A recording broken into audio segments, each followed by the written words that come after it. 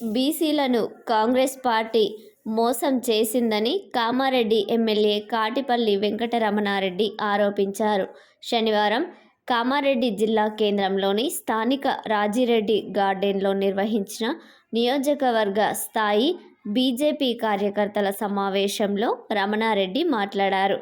ప్రణాళికాబద్ధంగా పోకుండా కేవలం బీసీలను మభ్యపెట్టేందుకు 42% రిజర్వేషన్లు కల్పిస్తున్నట్టు నటిస్తూ హైకోర్టులో కేసులు వేశారని ఆయన ఈ సందర్భంగా ఆరోపించారు. ఇంత స్వేచ్ఛ ఇచ్చినా మీకు చాదరైతే అయితే నాకన్నా తెలియలేకపోవడం, లేకపోతే మీకన్నా ఇష్టం లేకపోవడం. నాకే తెలియలేదేమో అని అనిపిస్తుంది. మిమ్మల్ని అని నాకు యాస్ట్ వస్తుంది. ఇది మీ మండలం.